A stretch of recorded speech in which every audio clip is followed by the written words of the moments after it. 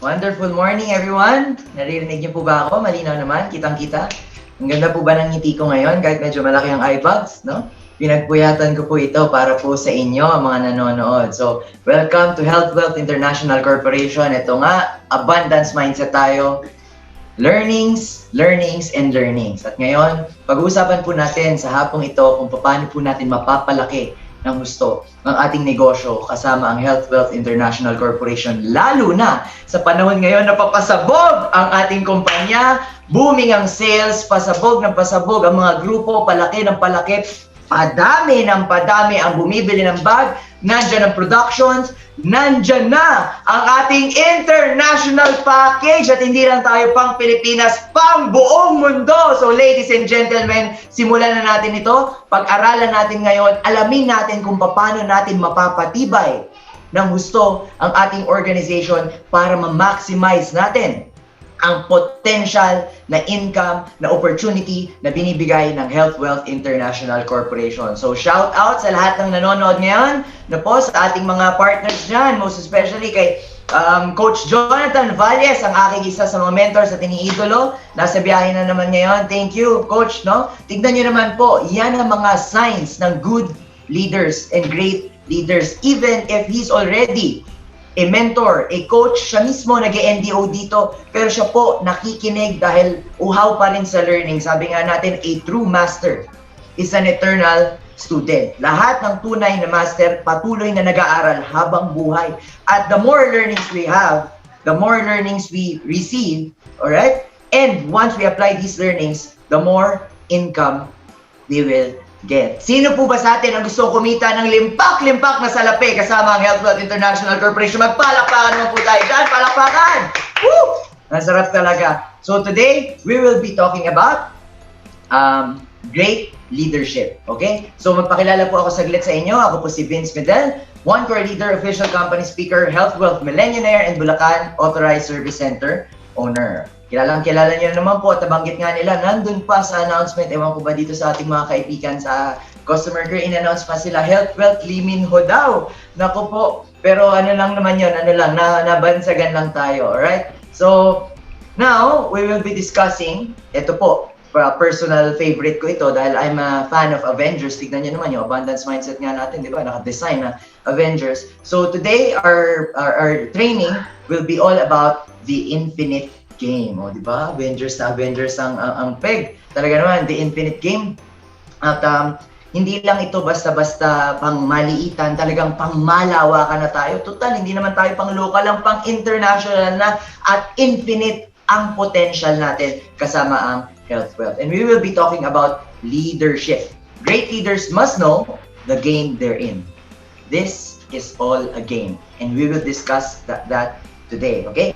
This training module is inspired by one of my favorite authors, favorite speakers, motivational speakers, and an optimist, Mr. Simon Sinek. And I encourage everyone to watch his videos, to follow him on social media. Ang ganda-ganda po ng naidudulot nito sa atin. At ang sarap lang sa pakiramdam na his principles are the same principles my parents are running, na ito po yung ginagawang prinsipyo at pinamamalakad na prinsipyo ng aking mga magulang, ng aming pamilya at ng buong Health Wealth International Corporation. Kaya po idol na idol ko si Mr. Simon Sinek. I-follow po natin siya sa ating social media accounts at sa YouTube.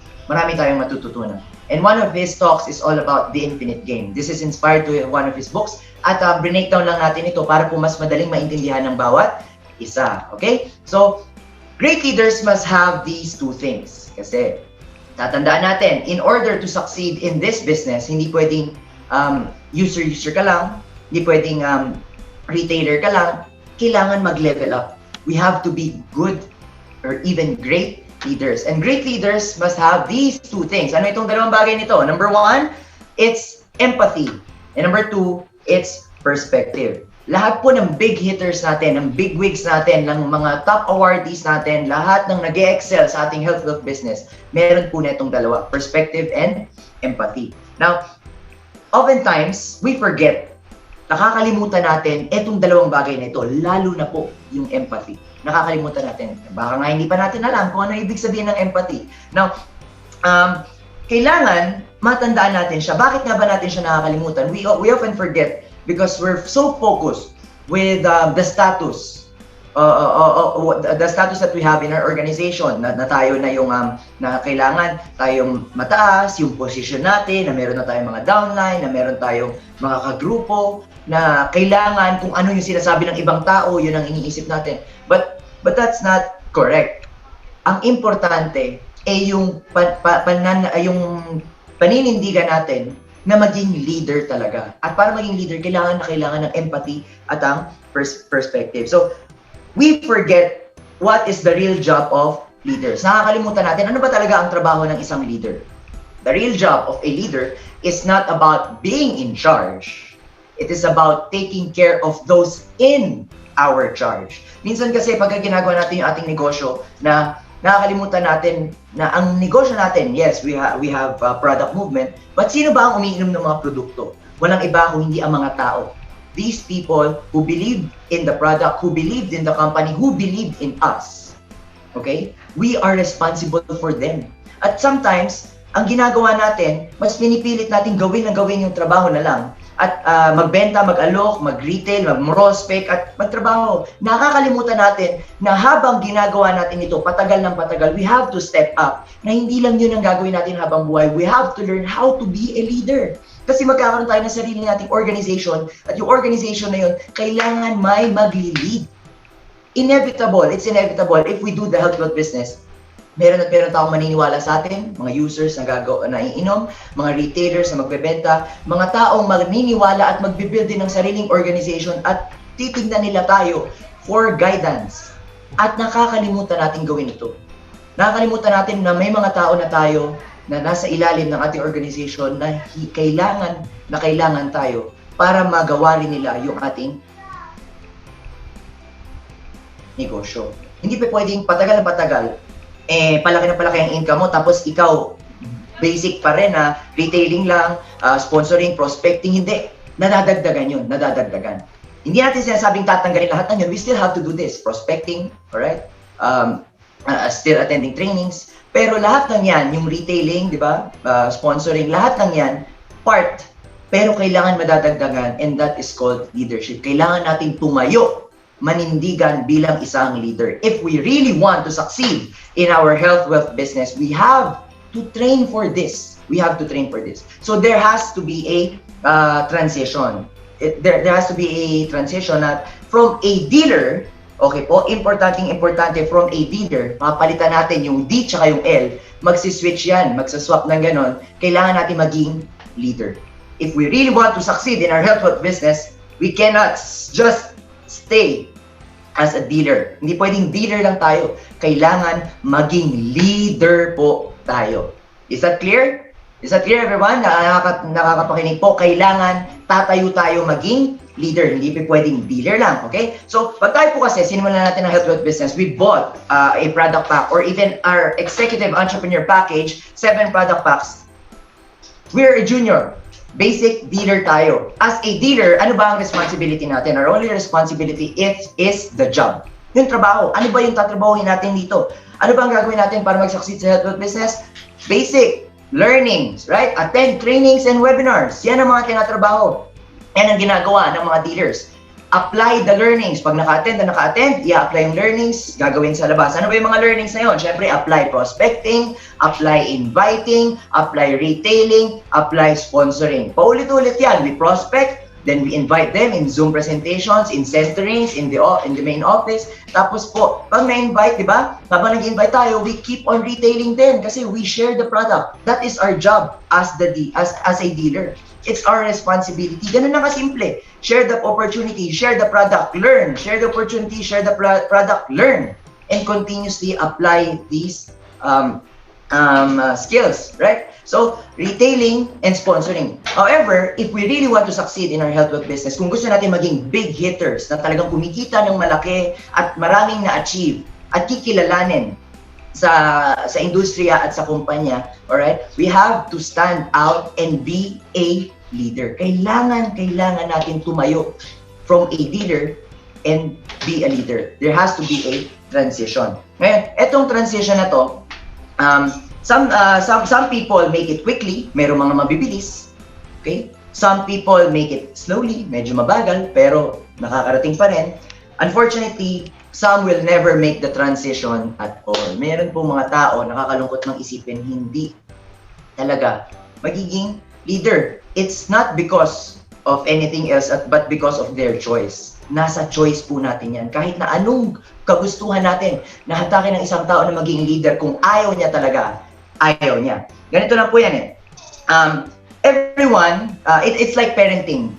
Being a leader is like parenting, di ba? Pagiging magulang. Everyone has the capacity to be a parent. Lahat pwede maging magulang.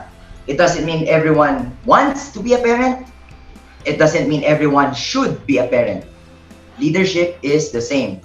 Okay? Hindi lahat nagiging leader dahil hindi lahat gusto at hindi lahat dapat maging leader. And if we think about it, if we're a dealer, ang responsibility natin, yung trabaho lang. Prospecting, inviting, retailing, sponsoring, learning, repeat. Paulit-ulit, paulit-ulit. But once we become a leader, our responsibility will change. Our responsibility won't be just the job. Our responsibility will be the people who are responsible for the job. Magiging responsibilidad natin yung mga taong naniwala sa atin na gagawin yung trabaho na ginagawa natin dati. That is the essence of network marketing.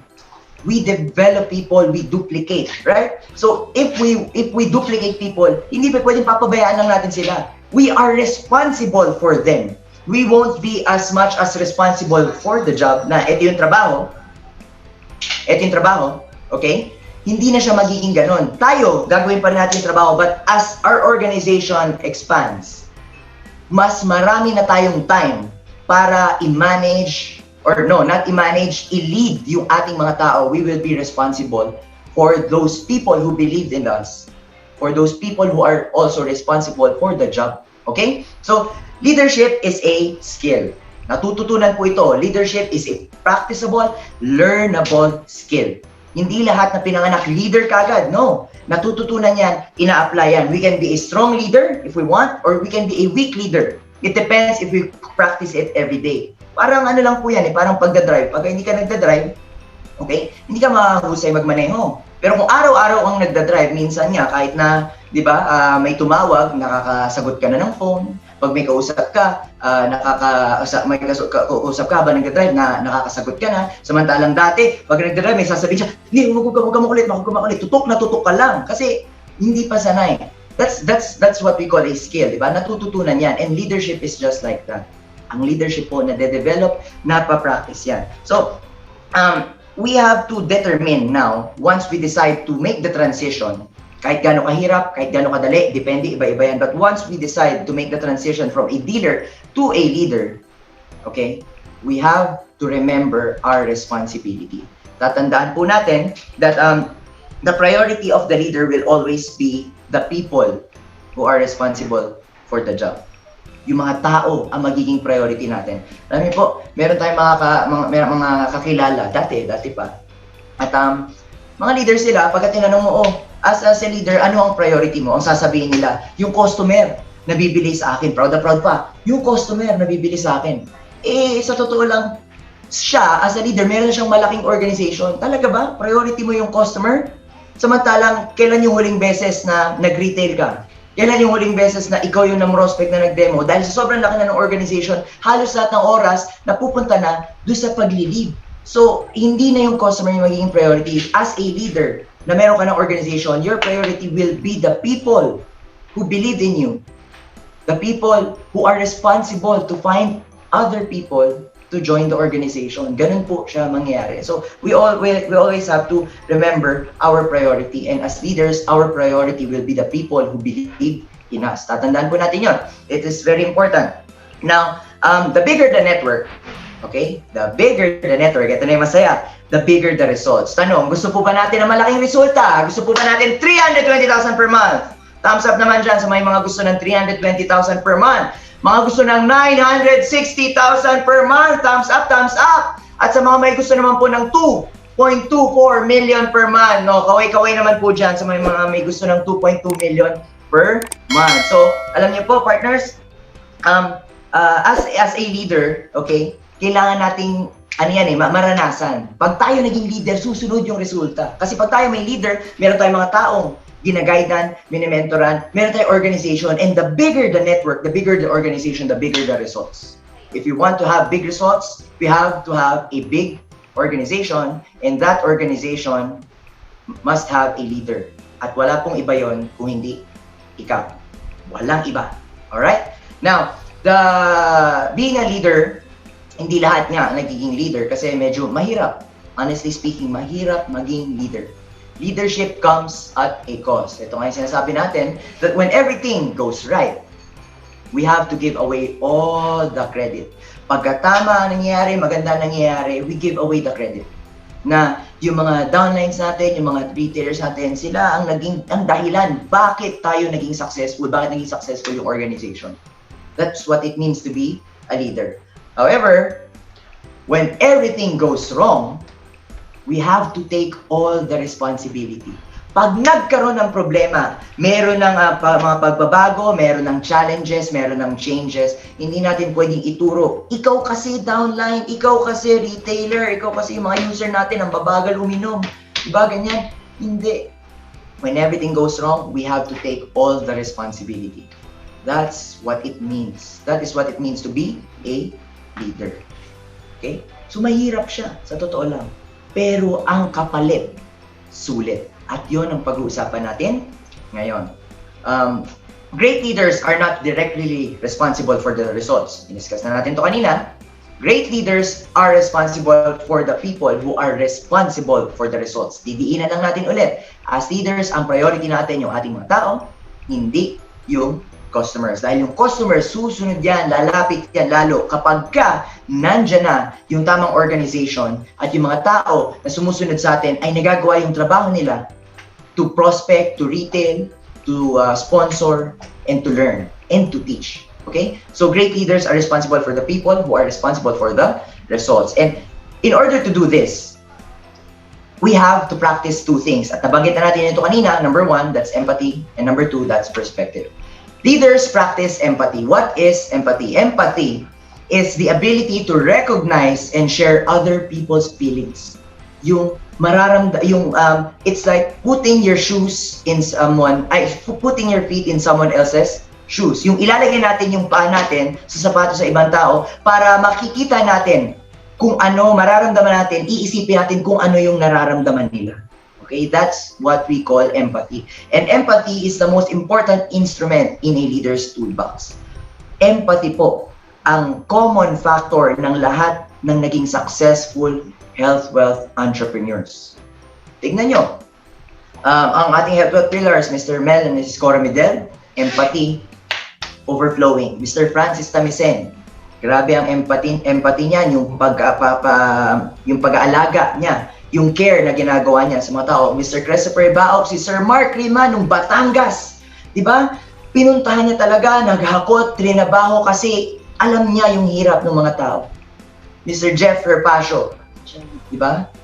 Talagang iniisip niya yung kinalalagyan ng mga tao, ng mga taong naniwala sa kanya. Coach Jonathan Valles, di ba? Ginagawa yan. Sila Tita Jo Landas, sila Bro Eman Lanya, and many, ang dami. Lahat ng naging successful sa health wealth business, nagpa-practice ng empathy.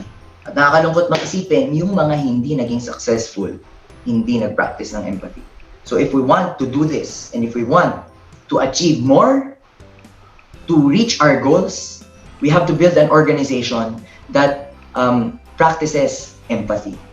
Nakakasunod po ba tayo? Is that clear? Malinaw naman po. Okay, so now, nakakalungkot ding isipin, sabi nga natin, ang daming taong hindi nagpa-practice ng empathy.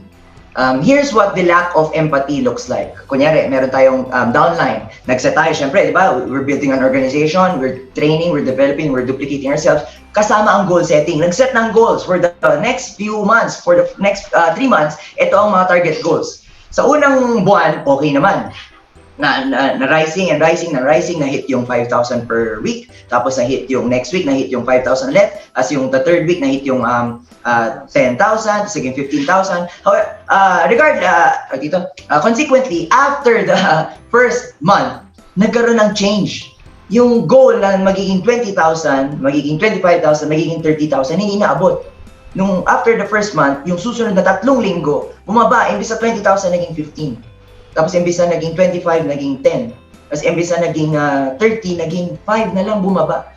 If we do not practice empathy, here's what it looks like. Lalapitan natin sila, at sasabihin natin, partner, you haven't reached your goals for 3 weeks in a row. Hindi mo naabot yung target natin, yung sinet nating goals for 3 weeks in a row. Nako, kailangan mong taasan, kailangan mong humataw lalo. Kasi kung hindi ka hahataw lalo at hindi mo maabot yung goals mo, I cannot guarantee to support you anymore. Hindi na kita susuportahan. Kaya kailangan trabahuin mo yan. Ha? Trabahuin mo yan. Kasi kung hindi, ibahala ka na sa buhay mo. Ikaw na mag-isa. Kung ganun ang gagawin natin, that lacks empathy. Walang empathy dun eh. Hinayaan mo lang. How inspired do you think that person, that leader is to come to work the next day? Tingin niyo po mas hahataw yun? Mas tatrabaho yun? Sinabihan mo, kung hindi mo maabot yung goals mo, bahala ka na. So kailangan maabot mo yan kasi kung hindi kita susuportahan. Walang empathy. Nakakalungkot isipin, may mga ganong leaders. Ang sakit nga tawagin na leaders eh, kasi hindi leader yun kapag ganon. Because empathy is a must if you are a leader. Now, here's what empathy looks like. Same case, bumaba yung for the next 3 months. Ang lapit mo, you haven't reached your goals for 3 weeks in a row. For the 3rd week in a row, are you okay? I'm worried about you. What's going on? Bro, okay ka lang ba? Nag-aalala kami para sa'yo. Merong pagbabago. May problema ba? Sabihin mo sa akin. That's what empathy means. Empathy is being concerned about the other human being and not just their output. Yung talagang mag-aalala ka, iniisip mo yung kalagayan niya. Why? Because we don't know. Lahat po tayo may performance issues. Hindi lang naman siya. Kahit tayo mismo magkakaroon ng performance issues. We're human beings. Nagkakamali tayo. We experience things in life. Hindi natin alam na kung ano nangyayari. Baka nag-break baka break ng girlfriend. Di ba? Baka naman broken-hearted. O kaya naman may problema sa bahay. Sinisingil na ng renta. Kaso masyado malaki. O kaya naman meron tayong partner na baon sa utang. Nahihirapang makabangon. Ganun po yun. But the point is, we do not know what's happening in their lives. And if we're just going to force them to do things without even understanding their feelings, hindi magiging effective yung organization. So, empathy is crucial to have a successful organization. Right? So, ngayon naman po, how do we practice empathy? Kasi, one good example, pag mga nagmamaneho, sino po ba sa atin dito mga nagmamaneho? Taas ang kamay, mga nagdadrive. Or hindi naman nagdadrive, pumipila sa mga pumipila sa mga bus station, di ba? Ang haba ng pila ngayon. O kaya sa nagmamaneho, sa NLEX, for example, sa mga expressway, ang haba ng pila ng mga sasakyan. If we don't practice empathy, ang nangyayari usually, merong isang sasakyan na mabilis, tapos sabay sisingitan ka. Anong gagawin natin pagka ganun? Pagka may sisingitan tayo? If we do not practice empathy, ang ginagawa natin, di ba? Anong gagawin nyo? Papasingitin nyo? O padadaanin nyo? Pasisingitin nyo? O iaabante nyo para hindi makasingit? Simpleng-simple yun. Diba? Simpleng-simple yun. Kung tayo hindi nagpa-practice ng empathy, ang gagawin natin, bababa natin yung bintana, bibilisan natin, gumanon, para hindi makasingit, tapos sasabihin mo, mamaya ka na, nauna ako, pila ka dun sa likod, pila ka dun, di ba? Ganon ang hindi pagpa-practice ng empathy. But if we practice empathy, what do? We just let them in. Bakit? Hindi natin alam bakit ba siya nagmamadali. Bakit siya nagmamadali? Maaring late na siya sa isang importanteng interview. Maaring may demo siya, makuklose 21 product packs, 3 executive entrepreneur package. Kaso nagkaroon ng problema sa bahay nila, kinailangan niyang ihatid yung misis niya sa trabaho, o kaya yung anak niya na nawala ng internet, kailangan kasi kasuhin muna. Kaya nung bumabiyahe siya, nagmamadali, kailangan niya sumingit sa lane natin. That's the point. We don't know. O pwede rin naman, baka siraulo lang talaga yun. Pwede gano'n eh, pwede siraulo lang rin siya. But the point is, we don't know. And that is the practice of empathy. We don't know, so we will let them in, papasingitin natin sila. At darating tayo sa destination natin, kung magtutop man tayo sa office, kung may demo man tayo, we will arrive there, one, car length, late. Mali tayo ng isang sasakyang late lang naman dahil may pinasingit tayong isa because we practice empathy. Is that clear? So, Health Wealth International Corporation, Ma'am Vicky, Sir Joey, my mom and my dad encourages every one of us to practice empathy. Because in this way, pag tayo nagpa-practice ng empathy, hindi matitibag ang Health Wealth International Corporation. Tandaan po natin yan. So, palakpakan naman po natin ang bawat isa. Alright? So, the test of true leadership, the true test of leadership is simple, actually. When you ask someone how they're doing, do you actually care? Talaga bang pag tinanong mo, oh, kamusta ka na?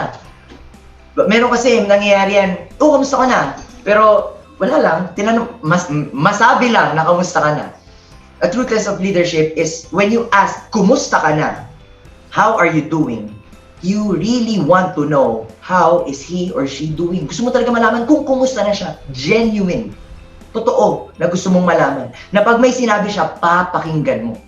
That is a simple test of true leadership. Pagka kinamusta natin ang partners natin, gusto talaga nating malaman kung kamusta sila. Now, the practice of empathy is when someone, isa pa po ito, practice of empathy is when someone in our organization is struggling. We think that maybe it's not them, maybe it's us. Ganun ang thinking po kapag nagpa-practice ng empathy. Na meron tayong nahihirapan na downline, meron tayong tinetrain, hindi, nahihirapan siya mag-talk, nahihirapan siya mam-prospect. Kung tayo nagpa-practice ng empathy, isipin natin, ay, hindi sa kanya ang problema. Ang may problema, sa akin. Ako yung problema na hindi ko siya natuturuan na maayos, hindi ko siya nag-guide na maayos. That is how we practice empathy. It's like sa relationships. What is the common factor in all my failed relationships? No, what is the common factor in all my failed relationships? Me. Ako lang po yung nag-iisang factor sa lahat ng aking hindi naging successful na relationship. So, parang gano'n lang yun. Baka hindi sila, if we practice empathy, ang isipin natin, hindi sila yung dahilan, but hindi nag-work out. Ako yung dahilan. That is how we practice empathy. Why? Because we don't know. That's the point. We don't know what other people's what other people are feeling. Okay? So, ang kagandahan po niyan, if we practice empathy, we don't always have to be right. Hindi natin kailangan maging tama sa lahat ng panahon. Kasi kung tayo hindi nagpa-practice ang empathy, hindi, eto, ako tama, hindi ka talaga papatalo na kahit ano. Ang hirap po ng ganun. We don't have to be always right. Regardless, okay, empathy leads to perspective. We don't have to be always right. It's not about winning or losing. Life is not about winning or losing. Business is not about winning or losing. It's not about winning or losing. That's why we have to discuss the second thing, which is perspective. What is perspective? Perspective is a point of view. Kung paano natin tingnan ang isang bagay, di ba? How do we see life as it is? And life is not about winning or losing. Now, we enter the game theory. Dito sa perspective, there are two types of games in life. We can look at it in two ways. There are two types of games. There are what we call finite games, and there are what we call infinite games. Ito na pumapasok yung ating pinaka-topic, the infinite game. Finite games are known players, mga kilalang players, no? Tapos fixed rules, tapos merong agreed upon objective. Basketball is a finite game. Merong known players, 5 players sa isang team, di ba? For example, kaka-champion lang ng Lakers, congratulations! Lakers Nation, solid ako Lakers Nation kahit nung mga panahon na bagsak for Kobe. Thank you, LeBron James, nag-champion ulit tayo. So basketball, naisingit lang, 5 players sa isang team at 5 players sa kabilang team. Known yung players, alam natin. There are fixed rules, di ba? Bawal traveling, bawal ganito, kailangan may shoot mo, etc. And at the end of the fourth quarter, the team who has the most points wins. Okay? So, hindi naman pagkatapos ng fourth quarter at lamang yung isang grupo, di ba? Sila na yung panalo, sasabihin ng talong grupo. Hindi, extend natin, isa pa. Walang ganun. May nanalo na. Fixed rules. Agreed upon objective. After the last quarter, kung sino mas maraming points, siyang panalo. That is a sample of a finite game. Finite game, Mobile Legends. Finite game yan, alright? Now, we go to the infinite game. What is an infinite game? Infinite game has known players, and unknown players. Ibig sabihin, may mga alam na players at meron ding mga hindi alam na bigla-bigla na lang sumusulpot. The rules are changeable, nagbabago ang rules. Walang definite na rules. And lastly, the objective is not to win, but to perpetuate the game or to keep playing. Napahabain yung game na walang katapusan yung laro. Kaya nga infinite, walang katapusan yung laro. And the goal is not to win, but to outlast the competition. Okay? So, sa finite game, walang nananalo, walang natatalo. Meron lang mga nagda-drop out, mga tumitigil na, mga nababurn out. Bakit nagda-drop out? Because they run out of the will and the resources. Nawawalan na ng pera, nawawalan na ng excitement, napapagod na, nababurn out. Yun nga yung term natin, nababurn out. So, that is an infinite game. Now, if we pit a finite player versus a finite player, no, magkalaman, finite player, for example, basketball, it is stable. Bakit? Kasi nga, may rules madali lang siya. If we pit an infinite player versus an infinite player, the system is also stable. Kasi wala namang gustong manalo, lahat sila nagpapatagalan lang. So, stable siya. Ngayon, kung merong mauubusan ng will and resources, wala na, di ba? Pero tuloy pa rin yung laro, it is stable. Now, nagkakaroon lang ng pagkakaiba ng problems kapag nag-pit tayo ng finite player versus an infinite player. And bakit nagkakaroon ng problems kapag ganon? Kasi nga, iba ng mindset. One, the finite player is playing to win, is playing to beat the competition. However, the infinite player doesn't even care. Because the infinite player is playing to outlast them. Na kahit wala na yung finite player, kahit nandyan may bagong finite player, walang pakialam, the goal is to just keep moving forward. The goal is to move forward. Okay? So, doon nagkakaroon ng problema. So, ito po ang nangyari. Usually, the finite player, yung finite players, yan yung mga mafo-frustrate, maiinis, mapapagod, at eventually, mauubusan ng will at ng resources para magpatuloy. Sa network marketing, nangyayari yan. Yung mga leaders, or we can call them, I don't know, leaders, na ang goal is talunin si ganito, talunin si ganyan, dapat ako ang number one, ako lang ang magaling, papabagsakin natin sila, tayo. Finite player yun. Infinite player, nakafocus, wala tayong pakialam, basta ano ang ginagawa natin ngayon, we keep on developing, we keep on learning, we keep on growing. Tuloy-tuloy lang. Okay? So, if we pit an infinite player, finite player versus an infinite player, yung finite player ang nasa stuck, ang nahihirapan at eventually magda-drop out. Kasi na-frustrate siya. Ganito po ang nangyari sa Pilipinas nung panahon ng revolution, sa Philippine Revolution, di ba? Ang Pilipinas, sinakop ng Spaniards for the past 300 years, more than 300 years, right? So, 300 years yon, pero kung isipin nyo, ang lakas sa Spain compared to the Philippines, na hiwa-hiwalay pa. Diba? Hiwa-hiwalay pa ang Philippines. Yes, sinuportahan tayo ng United States, pero Philippines pa rin naman, ang Filipino people pa rin naman ang nag-claim nung freedom from the Spanish people, di ba? Kaya nangyari yun, kahit na maraming resources ang Spaniards, kahit mas malaking bansa sila, mas powerful sila, they're playing a finite game. They're playing to win, to beat the Filipino people during the revolution, while the Filipino people are fighting for their lives, for our freedom. So, kahit ano mangyari, patay kung patay, laban kung laban, tuloy kung tuloy. Samantala ang Spaniards, gusto lang nilang masakop tayo. Gusto lang nilang mapatay ang revolution. They're playing to win. And the Filipino people are playing for our lives, for our freedom. May cause. Kaya naman, nanalo. Nagkaroon tayo ng revolution, right? So, now, let's talk about network marketing. Ganon din sa ating negosyo. In companies, yes, nandyan, may mga companies, meron din sa organizations natin, and even as individuals. If we are a finite player, may hirapan po tayo. Wala tayong ibang iisipin kung hindi pabagsakin ang competition. Wala tayong ibang iisipin kung hindi talunin sila. Wala tayong ibang iisipin kung hindi paano natin sila lalamangan. Puro paninira. Ganon. If we are an infinite player, and one good example, Health Wealth, at karamihan ng successful leaders natin, wala tayong pakialam pagpag lang sa lahat ng sinasabi sa mga social media bashing na yan, sa mga umaatake sa ilalim, wala.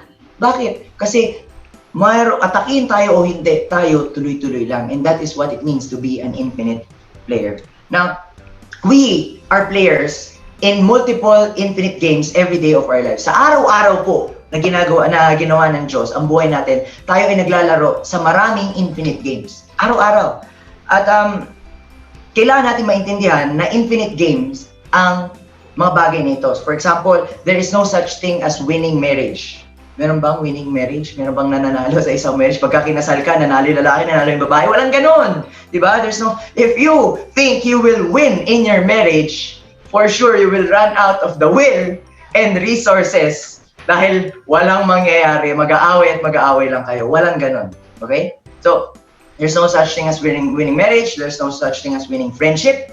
Diba? There's no such thing as winning politics, winning business, and winning network. There are no such things. Walang winning business. Walang winning network. Why? Kasi hindi naman yan hindi naman yan dinesisyonan eh. Paano sino nanalo? Paano mo nasabing nanalo? Yun ang nakakalungkot ngayon. Karamihan ng leaders sa panahon ngayon, hindi alam kung ano yung game na nilalaro. Akala nila finite game ang buhay. Akala nila finite game ang pagnenegosyo. Akala nila finite game ang pagne-network marketing. Bakit? They talk about being number one. Gusto maging number one. Tayo number one. Tayo number one. Dapat talunin natin ito. Tayo dapat number one. They talk about being the best. Tayo ang pinakamaganda. Sila, pangalawa lang sila. Tayo ang pinakamaganda. Beating the competition. Papabagsakin natin ang kumpanya na yan. Tatalunin natin yung organization na yan. Yung mga cross-lines na yan. Wala yan. Tayo magaling. Karamihan po ng leaders, ganun mag-isip ngayon. Pero kung iisipin mo, based on what agreed upon time frame, based on one agreed upon metrics, paano ka naging number one? Sino nagsabi nung metrics na yan? Number one ka saan? Sa ganda ng produkto? Sa dami ng tao? Sa laki ng pay-in? Okay? Buti kung may pay-in. Buti kung may payout, di ba? Sa dami ng payout? Hindi ganun yun eh. Number one ka saan? Sinong nag-agree dyan sa terms na yan? Ikaw lang ang nagsabi na number one ka dyan. Iba-iba. Sa dami ng empleyado? Sa dami na ng bumili? Di ba? Sa dami ng problema? Pwede rin, number one ka. Ganun yun eh. Being the best, beating the competition. Wala. Number one ka kailan? Ngayong linggo? Ngayong buwan? Ngayong taon? In the next 5 years? 10 years? We don't know. Number one ka ngayong segundo, mamaya. Number one ka pa rin ba? Walang nag-agree dun. So, it's not a finite game. Business is not a finite game. Network marketing is not a finite game. Ang nakakalungkot po, if we play with a finite mindset in an infinite game, if we are a finite player in business, which is an infinite game, there will be a decline of trust, a decline of cooperation, a decline of innovation, and eventually the demise of the organization. And this is happening right now. Meron po mga organizations within our company na finite game ang gusto na maging number one. Naubusan ng will at ng resources, na burnout, nag-drop out, wala na ngayon. At hindi lang sa company natin. Meron po tayong may mga organizations outside of Health Wealth International Corporation nagtayo ng sariling company. Di ba? Pero ang goal is to beat the competition, is to be number one, is to be the best. Based on what agreed upon metrics and time frame, wala. Ang nangyari, nagkaroon lang ng decline ng trust sa organization nila. Nagkaroon lang ng decline ng cooperation, yung iba ayaw na makisama. At walang innovation. Yung pa rin. Right? Eventually, sa ayaw at sa gusto natin, kahit ipagdasal natin ang mga tao na ganito, mawawala. It is a law. They will meet their eventual demise because they are playing a finite game. Finite, may katapusan. May katapusan. And we have to play an infinite game if we want to outlast our competition.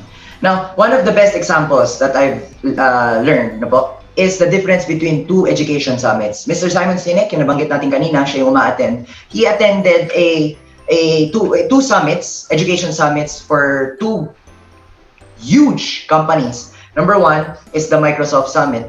And number two is the Apple Summit. So sa Microsoft Summit, umattend siya, may education summit, napakinggan niya, 80% of their executives spent 80% of their presentation talking about how to beat their most close competitor, which is Apple. Kung familiar po kayo, Bill Gates and Steve Jobs, diba? Nagkaroon ng rivalry yan, Microsoft and Apple. Even after their, kasi hindi na sila ang nag-lead, meron ng ibang tao, may ibang management sila lang nag-pioneer, ngayon tuloy-tuloy, yung Microsoft Summit, ang palagi nilang pinag-usapan doon sa kanilang presentations, 80%, kung paano tatalunin ng Apple. Okay? Now, doon sa Apple Summit, nung umattend naman si Mr. Simon Sinek, Apple Summit, 100% of their executives spent 100% of their presentation talking about how to help teachers teach and how to help students learn. One of them was obsessed with their goal. One obsessed with where they're going, that is Apple. Gusto nila mapadali, makapagturo ang mga teachers. Gusto nila mapadali, matuto ang mga bata. They're obsessed with where they're going. They're focused on growth and development. They're infinite players. The other one, the Microsoft naman, ang walang ibang pinag-usapan, paano tatalunin ng Apple. They are focused, alright, on beating the competition. They are finite players. Now, the question is, guess who is having a hard time? Obvious naman. Narinig nyo na ba yung Zoom? No. Narinig nyo na yung iPad? Yes. Narinig nyo na yung iPhone? 1, 2, 3, 4, 5, 6, 7, 8, walang 9, 10, may 11, may 12 na, continuously growing, right? Pero ang phone ng Microsoft, naririnig niyo po? Sadly, no. Iilan lang siguro. Bakit? Nagbo-boom ang Apple because they're playing an infinite game. Ang Microsoft, nahihirapan. Kasi nga, they're trying to beat Apple. So they're having a hard time. They're having a hard time. So, at the end of Mr. Sinek's presentation, pauwi siya galing doon sa Apple Summit. Nakasabay niya yung isang Apple executive na sa isang taxi at si Mr. Simon Sinek, medyo makulit mag-isip. In-steer niya yung path, inasar niya yung Apple executive. Kasi nung galing siya doon sa Microsoft Summit, niregaluhan siya ng Microsoft nung Zoom. Zoom yung panglaban ng Microsoft sa iPad Touch nung time na yon. So ayan, naka-picture sa atin. So yung Zoom, nung tinignan niya, ang ganda. Yung user interface, ang smooth. Tapos, effective siya. Spectacular. And fantastic yung pagkaka-describe niya doon sa technology. Kaso Apple siya, hindi niya nagamit sa iTunes, no? So, ibang problema yon. Pero, ang point, maganda yung Zoom. To the point na kaya niyang sabihin, mas maganda pa yung Zoom kesa doon sa iPad Touch at that time. So, nung maganda yung Zoom, inasar niya ngayon yung Apple executive. Sabi niya, nakasabay niya sa taxi, ando sila sa likod. You know, Microsoft gave me their new Zoom and it is so much better than your iPad Touch. Sabi niya, alam mo, binigyan ako ng Zoom ng Microsoft, yung pangtapat nila sa iPad Touch nyo. At di hamak, mas maganda yon, yung Zoom na yon, kaysa sa iPad Touch na product nyo. Alam niyo po, anong sabi nung Apple executive? Tumingin lang siya kay Mr. Simon Sinek. Tapos sabi niya, I have no doubt. Walang duda. Mas maganda yung produkto nila. Ganun lang. Conversation over. Hindi na nagpatuloy. Because the infinite player knows that sometimes you have the better product and sometimes they have the better product. Sometimes they are ahead and sometimes they are behind. Sometimes you are ahead, sometimes you are behind. But they're behind. But there is no winning or losing. Walang panalo, walang talo. Kasi nga infinite ito eh. Infinite. Kailangan lang may growth and development. Improvement. At alam nyo, hindi lang ito sa Apple at sa Microsoft. Health Wealth. Health Wealth is playing an infinite game. Merong tayong competition ngayon, competitor na nagpupumilit. Ito nga, sa totoo lang, pinagdarasal natin sana maging successful sila in their own. Pero, hindi talaga. Bakit? They're playing an infinite game. They're doing the business to beat us, to beat Health Wealth. They're trying to destroy their competition, to put down their competition. That's their goal. At finite game yun. Samantalang Health Wealth po, tignan nyo anong ginagawa. Does Health Wealth care? Actually, no. We're just protecting our people. Pero ang Health Wealth, anong ginagawa? Continuous ang development, continuous ang training, continuous ang innovations. Tignan nyo naman po, Zoom. May Zoom na tayo ngayon. Dati, kailangan pumunta dito, hirap na hirap. Ngayon, nakakapagkita-kita tayo, may training na ganito, even in the comfort of our homes. What else? Power C. HW Express Delivery. Free delivery within Metro Manila. Nakafocus sa growth and development. Pay Maya Mastercard. Yung checks doon na mapupunta. Di ba? Tapos, one card pa. Genealogy International. We are continuously developing our leaders. We are continuously developing new products and new systems to improve and to grow. Kaya naman po tignan nyo, namamayagpag ang Health Wealth International Corporation ngayon. Palakpakan naman po natin ang kumpanya. Simply because Health Wealth International Corporation and most of its leaders are playing an infinite game. Alright? So, sabi ni Mr. Simon Sinek, when we're playing the infinite mindset, we understand that there is no such thing as being the best. There is only ahead and there's only behind. And in the infinite game, the only true competitor is ourselves. Wala tayong ibang kakompetensya kung hindi ang sarili natin. Walang iba, ang sarili lang natin. Paano natin kukompetensyahin ang sarili natin? We have to ask ourselves, how do we become better today than we were yesterday? Paano ba ako mas gagaling ngayon? Mas huhusay mag-talk ngayon? Paano mas lalaki ang cheque ko ngayon? Paano mas lalaki ang organization ko ngayon? Kesa kahapon. Kung 5,000 ako kahapon per week, dapat 10,000 ako next week. Kung 10,000 ako today, bukas dapat 15,000 ako.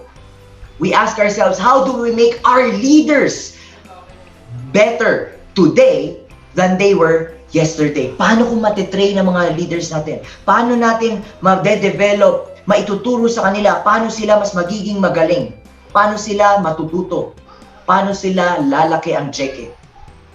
Wala tayong ibang kakompetensya kung hindi ang ating sarili.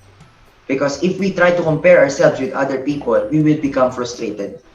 But if we compare ourselves to what we were yesterday, wala tayong ibang gagawin kung hindi mag-grow ng mag-grow at ng mag-grow. At pag tayo nag-grow, ang organization nag-grow. Pag ang organization nag-grow, ang income, ang cheque, ang resulta nag-grow. So become an infinite player. Is that clear? May natututunan po ba? Partners, Health Wealth Zoomers, may natututunan? Kung may natututunan, thumbs up po tayo. Okay, thank you po. Super, super happy ang inyong lingkod para po ma-share ito sa inyo. Now, there are 5 practices that we have to do to play in the infinite game. 5 practices. Kung gusto natin mag-play sa infinite game, there are 5 things that we have to do. Number 1, we have to have a just cause. Number 2, we have to have trusting teams. Number 3, we have to have a worthy rival. Number 4, existential flexibility. And number 5, the courage to lead. I-break down natin ito sa mas simpler terms, alright? Number 1, just cause. Just cause is a cause so just and inspiring, we'd be willing to sacrifice in order to advance it. A just cause, it describes the future of what we want to happen, the future in which our why has been realized. Simple lang po yan. Ang just cause, ito yung gusto nating mangyari in the future. Pero syempre, kailangan inspiring siya. Syempre, kailangan just siya, mabuti siya. Kasi kung hindi mag-work. Kailangan makatarungan, kailangan makatao, kailangan nakaka-inspire. So, sobrang inspiring ng isang cause na kahit na tayo na mahihirapan, willing tayong pagdaanan yung hirap na yon, willing tayong mag-sacrifice para lang maabot yung cause na yon. It doesn't have to be sacrifice our own lives. No, not like that. Pag sabi natin sacrifice na mag-e-effort, mas magpapakapagod. Na yung tipong, we will turn down any other opportunity just to stay with Health Wealth because Health Wealth has a just cause. It's like that. So, it means we will be willing to stay up late, willing tayong magpuyat, willing tayong magpakapagod, bumiyahe ng malayo, kahit wala ka magiging income para lang matuto, dahil feeling natin lahat ng pagod, lahat ng puyat, lahat ng pawis, lahat ng luha, sulit. We feel that what we're doing is worth it. Yun yung just cause. If we have a just cause, ganun ang mangyayari. So, ano ba ang companies na merong just cause? Number 1, Apple. Apple's just cause is to make ordinary people like us to stand up to Big Brother. Pag sabi stand up to Big Brother na kaya natin sumabay sa mga malalaking korporasyon, kaya nating magawa ang mga bagay sa pamamagitan ng creativity and advancement of technology. Tignan nyo naman, dati kailangan natin ng calculator, kailangan natin ng camera, kailangan natin ng phone, kailangan natin ng lahat-lahat, kalendaryo, but all of those are found in just one piece of device. And this is because Apple developed this. At nag-develop sila ng ganyang gandang technology because of the cause, the just cause that they want to happen, na magkaroon ng mga tao, lahat ng tao may telepono na hindi na mahihirapan, mapapadali ang buhay. That's what happened. So Apple, huwag na tayong lumayo. Health Wealth International Corporation, Health Wealth International Corporation has a great just cause. And what is that? To change lives the healthier way every day. It gives our lives meaning na makatulong sa ibang tao. Just cause po ito. Me and my family imagine this vision of health wealth. Ang na-imagine po namin is for us to live in a world where regular people, ordinary people na walang malalaking kapital, na hindi galing sa mayaman na pamilya, na regular na jeepney driver, regular na bus driver, regular na sari-sari store owner, regular na gasoline boy, regular na SM employee na magbubuko lang dati, regular na maliit na negosyante, regular na tao na walang trabaho, batang nangarap, regular na tao. Health Wealth's vision is to have these regular people live in a world where they are healthy, they are wealthy, and they are fulfilled every night when they go to sleep. At yung cause na yun, malinaw na vision na yun, yun ang vision ng Health Wealth International Corporation. And with that just cause, okay, we keep moving forward. We share the opportunity, we share the product. Kaya natin ipinaglalaban ng Health Wealth. PKP, patay kung patay, dahil Health Wealth ay nagbigay sa atin ng opportunity makatulong sa ibang tao. Hindi lang para sa negosyo natin personally, hindi lang para sa kikitain natin, para sa health natin, para sa health ng mga mahal natin sa buhay, at para sa wealth ng mga taong naniwala sa atin. That is a just cause. So ang vision ng Health Wealth, lahat ng tao sa buong mundo, we live in a world where healthy, wealthy, and fulfilled.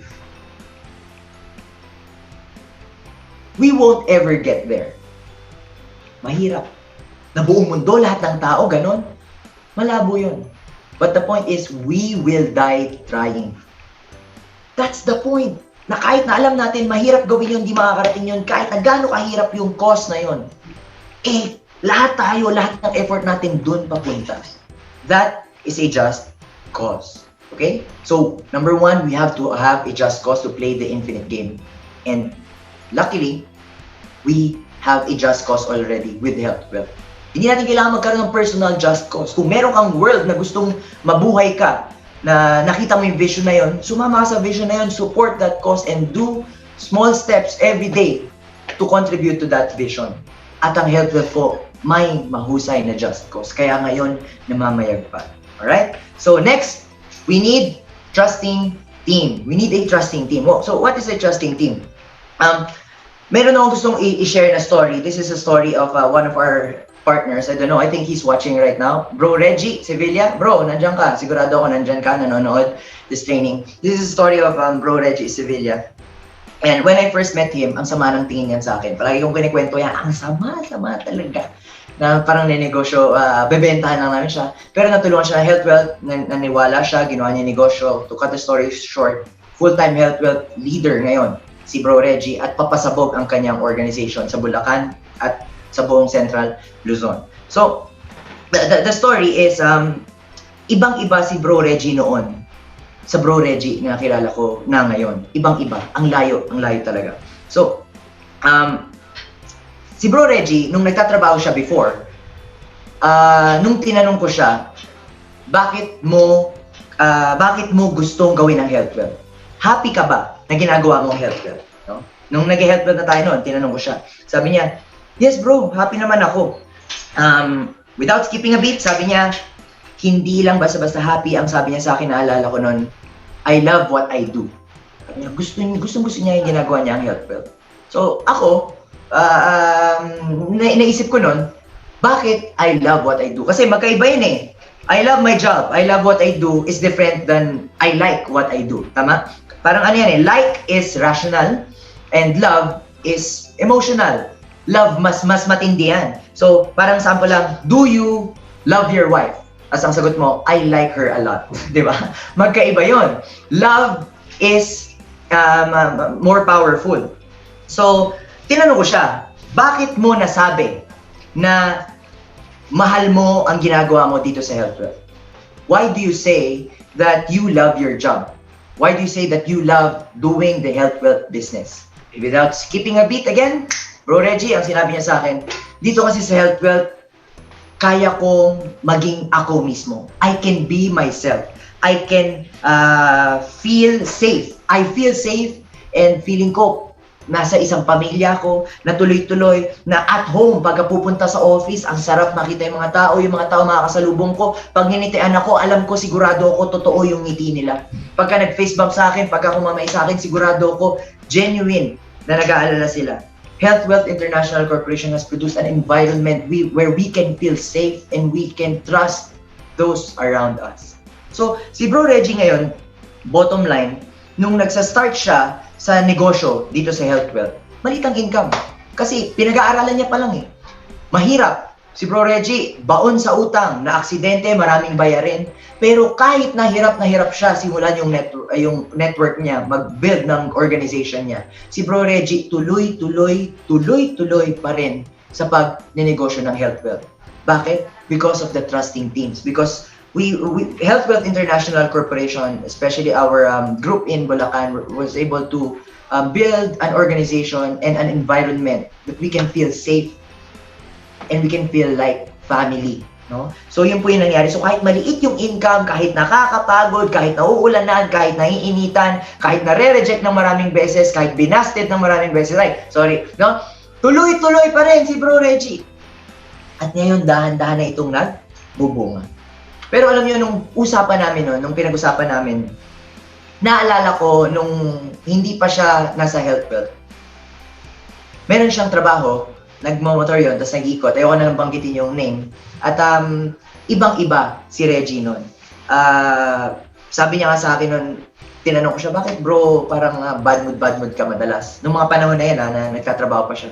Sabi niya, kasi bro, dito sa trabaho ko, ang sakit sa ulo. Dami na nga inuutos sa amin. Pagod na nga kami. Pinapahirapan na kami. Tapos pag-uwi, di ba? Kung ano-ano pang, bago kami makauwi, kung ano-ano pang sasabihin. Utos na nga lang ng utos. Sila na nga yung nasa office lang. Kami na nga yung naaarawan sa labas kung ano-ano pang sinasabi. So, bago pa nga siya umalis sa trabaho, nag-away sila ng boss niya. Naalala ko yun, na to the point na minura niya pa nga eh. Minura niya pa kasi minumura rin siya eh. Galit na siya.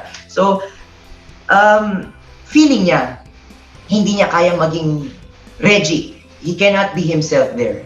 The people he worked with doesn't trust him. Walang camaraderie. So, ibang-iba. So, kung titingnan niyo po, Reggie is one person, but he provides two different experiences to those people who receives his service. Doon, pagka nung nagtatrabaho siya doon, sige lang, basta makapag-deliver at makapagbigay, yun na lang, wala na. Alis na lang. Samantalang dito, kahit wala siyang kikitain, nagdi-deliver yan si Bro Reggie. Babiyahe, magsusuporta sa crossline, kahit na umuulan, tatrabahuhin niya yun, kahit na puyat, isang tawag lang pupunta. Why? Because kahit malayo, pupunta. Because in Health Wealth, he feels safe and he feels like a part of the family. So that is what it means to have a trusting team. So, hindi kasi natin pwedeng sabihin as leaders, how do I make the most of my leaders? Paano ko sila, ano yun, towel sila, nabasang towel na pipigain mo, makukuha mo kung ano man yung makukuha mo sa kanila. Hindi ganon. To have a trusting team is to create an environment where our people can work at their natural best. Hindi natin sila pipigain na maging magaling sila at makuha natin sa kanila yung serbisyo na ibibigay nila. No. We have to create an environment in which they can feel happy, can feel safe, can feel secure, so that they can work at their natural best. Automatic lalabas yun. To have trusting teams, okay, is to have trust. Basically, kaya nga, trusting teams eh. A trusting team is an organization where we can feel confident and safe in admitting that we have problems without the fear of getting in trouble. Na kayang sabihin, yan sila, Bro Reggie nga, bro, may problema ako eh. Kasi, nag-away kami ng mami ko, ganyan, nagkaroon ng problema. Kaya, open na mag-ganon. So, as leaders, si Diggs, nandyan na, even cross-lines, sila Kuya Jeff, pagka makakausap namin, sila Bro Eman, tama, ano problema, usap tayo, ganito. Hindi siya takot mag-open. Kasi kung walang trust sa isang team, ang nangyayari niyan, walang ibang ginagawa kung hindi magsinungaling, magtago, hindi na marunong mag-present, hindi na pala nakakapag-prospect, pero hindi pa rin nagsasabi na nahihirapan ako. Dahil natatakot na mapapahiya, natatakot na baka hindi susuportahan, na baka papabayaan na lang.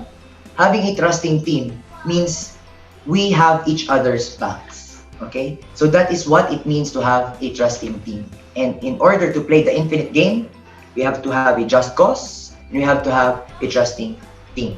Number 3 is what we call worthy rival. Itong worthy rival po, sabi natin kanina, bakit may rival? Eh, sabi mo, dapat walang competition. Our only competitor is ourselves. Bakit may worthy rival? I-explain po natin yan in a bit. But before, I want to tell you a story of personal story ito. Ito kanina kay Bro Reggie. Ito, personal story ko ito. I have a classmate in college. I won't mention his name. But he's good in academics. Sobrang galing niya sa academics. Kasi siya Philippine Science High School Tacloban graduate. And nag-scholar siya. Tapos, magaling talaga siya sa engineering. Eh ako kasi mahilig ako sa math, mahilig ako sa physics. Pero kahit mahilig ako sa math, mahilig ako sa physics, iba pa rin yung galing ng Pisay graduate. Train na. Halos hindi na pag nag-isip lang, galing. Eh ako noon, yung goal ko rin talaga, maging scholar, magkaroon ng academics, mag-excel sa academics. So, yun, magkaibigan kami. Mag-classmate nga kami. He's well-respected, he's kind, he's cool, nagigitara pa yon, ang galing. He's all in all, one of the best classmates I've had. But I hated him. As in, bad trip ako pag naririnig ko yung pangalan niya, pag nakikita ko siya. Alam niyo, umabot sa point na wala naman siyang ginawang mali sa akin.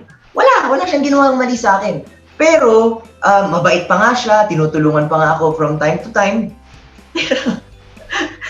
Hindi ko mapigilan ba na pagka may exam kami, pagka may plates kami, drawing, kapag merong mga activities, may mga projects, titignan ko yung score ko, yung grade ko.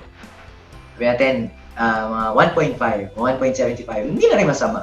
Tapos, pagkatapos ko tignan yung score ko o yung grade ko, wala akong ibang gagawin kung hindi tignan yung score niya, yung grade niya. Eh, yung grade niya 1.25, minsan flat 1 pa. So, ano nangyari sa akin? Initially, na-frustrate ako. So, hindi ko alam kung bakit.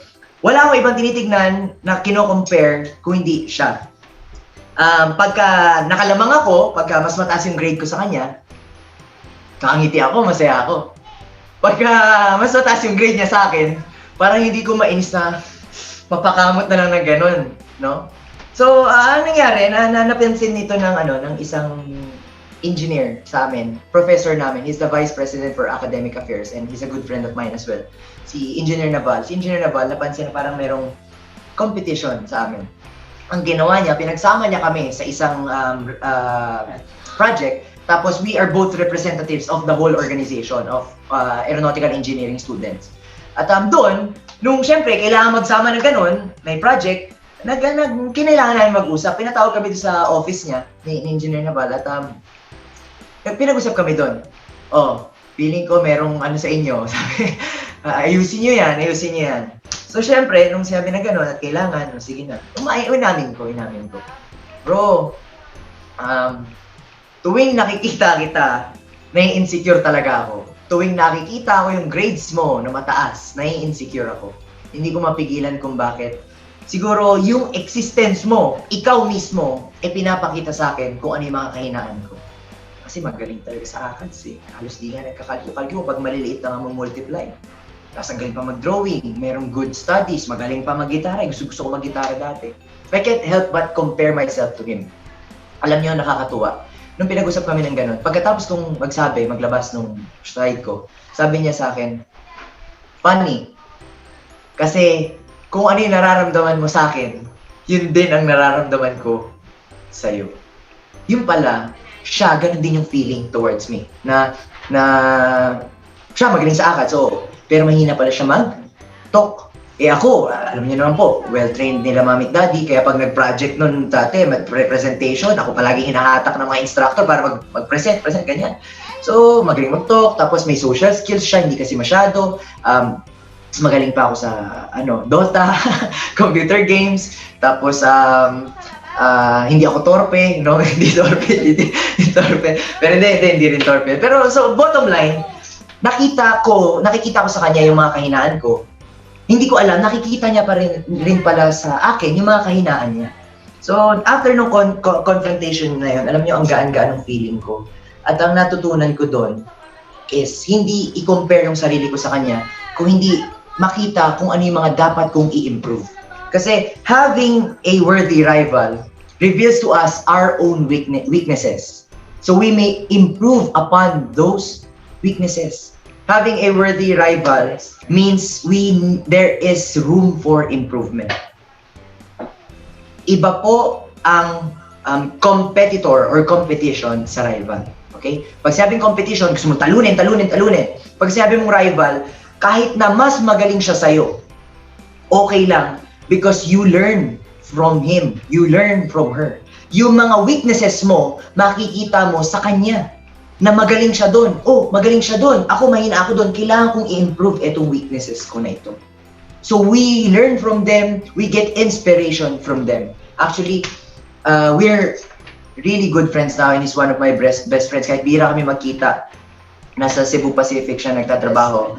Nasa Tacloban siya ngayon because of the pandemic. Pero he's one of my best friends and that will never change. So, he's one of my worthy rivals. Hindi naman kailangan isa lang ang worthy rival mo. Nung time na yon na nag-aaral ako, worthy rival ko siya doon ko na-realize. Pero dito, okay, we have to choose a worthy rival. At yung worthy rival natin must be truly worthy. Kaya nga worthy eh. Hindi pa pwedeng hindi worthy. Kailangan mayaangat yung martilyo ni Itor. Di ba? Kailangan worthy. And awe-inspiring at superior sa atin. Hindi pa pwedeng pipili kang worthy rival tapos mas magaling ka sa kanya, mas mataas ang income mo sa kanya, mas magaling ka magsalita. Hindi. Kailangan yung worthy rival mo, mas magaling sa'yo. Kasi uhugutan mo siya ng lakas, ng inspirasyon.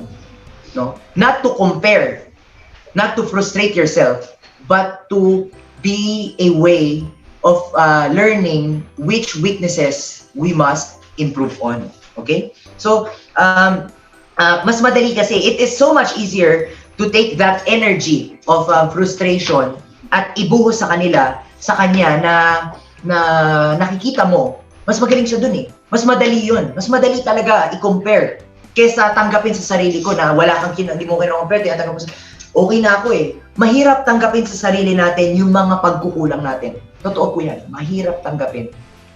Pero kung meron tayong worthy rival na magiging inspiration na i-compare natin, not to frustrate ourselves, but to learn from them, mas madali tayong makakapag-improve. Sabi nga natin, ourselves are the only competitors we have, but the worthy rival is someone who is better than us in a lot of things. But instead of trying to beat them, we try to learn from them and improve ourselves. Dito po sa Health Wealth business natin, ang kino-consider ko pong worthy rival, kuya ko to, kasama kami madalas palagi, wala iba si Coach Jeff Herpasio. Kasi si Coach Jeff Herpasio, ang tindi ng pag-build ng organization. At a young age, ang laki na nang na-build yung organization, ang daming naging challenges, pero nandyan pa rin, tuloy-tuloy. At ako, idol na idol ko siya kasi meron siyang capability na lahat na lang na makausap nagiging prospect. At bukod doon, meron siyang learning hunger na, sige, punta dito, punta doon, makausap ang mga tao, nakakausap niya ang mga top 1 network marketing leaders ng ibang companies, nakakalaro niya pa ng mga basketball, ang dami niya natututunan, pero solid yung kanyang paninindigan na makatulong, merong magandang produkto, at mag-build ng organization kasama ang Health Wealth. So yung mga learnings na gano'n, yung mga naabot niya, grabe. Kaya idol na idol ko talaga. I consider him one of my worthy rivals sa pinagkukunan ko ng inspirasyon para ipagpatuloy ang ating negosyo at mag-improve. Okay? So, we have to choose a worthy rival in our own industry. Pwedeng hindi lang naman sa tao yan eh. The company itself has a worthy rival. Our organization has worthy rivals. For example, Power, ang worthy rival ng Power ngayon is ang grupo ng Horderay, ang grupo ng onliners, ng Caps, kasi grabe ang lalas ng production at ang Power ngayon ang gigigil na maabot din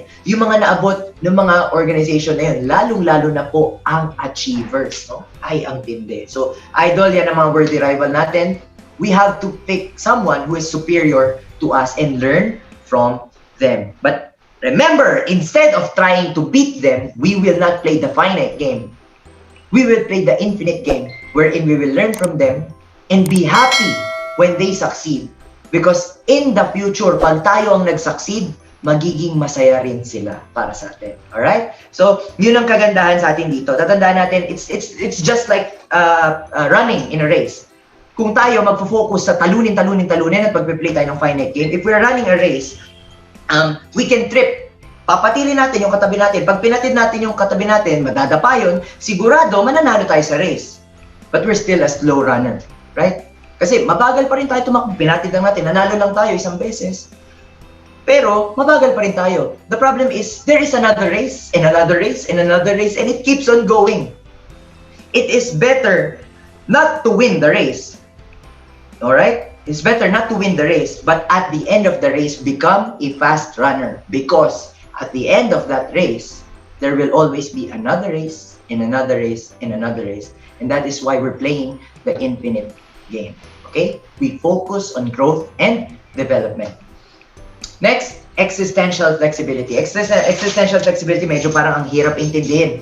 Para po maintindihan ng bawat isa, ano na lang, open playbook or flexibility na lang, adjustability, yung adaptability. Kailangan marunong tayo mag-adapt. So, itong existential flexibility, inspired po ito sa isa sa mga successful na negosyo na bumagsak din dahil nagkaroon ng failure. So, this story is about George Eastman. George Eastman is an American visionary. Siya po ang nagtatag ng Kodak. Familiar po kayo sa Kodak? Alam niyo po yun? Inabutan po ba ang Kodak? Kodak yung doon tayo magpapadevelop ng pictures, doon tayo magpapaprint ng mga films, di ba? Inabutan niyo po ang Kodak. Sino po nakarinig sa Kodak? Ayan. Siyempre sila partner Benita Martin, sila Tita Marian, sila Sir Manny. Kodak. So ang story po ng Kodak, ang may-ari niyan, ang nag-found niyan, si George Eastman. He's a visionary. Ang trabaho niya noon, banker siya sa New York. At 22 years old siya noon, nung gusto niyang, entrepreneur kasi siya, negosyante, gusto niya mag-prospecting ng land. Parang real estate. Pero syempre, nung panahon na yun, para makapag-prospect ka ng land, magtitingin-tingin ka, mag-real estate, kailangan mo ng pictures. And na-encourage siya nung isang kaibigan niya na kumuha ng isang camera, tapos maghanap ng pictures na pwede, ng mga lupain na pwede niyang picture-picturean. Ang problema, ang hirap nung panahon na yun, 1850s to 1950s, na transition from 1800s to 1900s, mahirap yung camera, malaki yung camera, ang dami mo kailangan dala, may mga chemical, etc. So, nagkaroon siya ng interest na sa photography. Pero mo, banker, nagkaroon siya ng interest sa photography na bakit naman ganito? Bakit naman ang hirap? Kasi yung mga cameras nun, kailangan may mga chemicals pa na isa-set up. At ang tanong niya sa sarili niya, why is it so complicated to take a picture? Na nung panahon kasi na yun, kung gusto mo may magandang picture, mag-hire ka pa ng photographer para lang kunan kayo ng litrato. Di ba? Samantala ngayon, lahat tayo may kanya-kanyang litrato.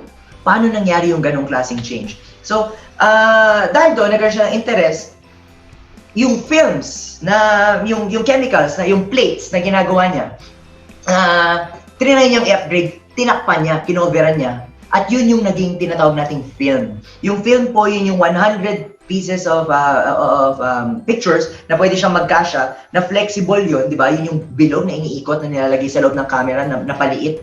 So, nagkaroon ng tinatawag na film. So, naging huge hit siya, nagustuhan ng mga tao, dinala niya sa London sa isang professional gathering of professional photographers. So, pinakita doon, lahat nagustuhan yung yung product niya. Pero kahit nagustuhan yung product niya, walang bumili ni isa.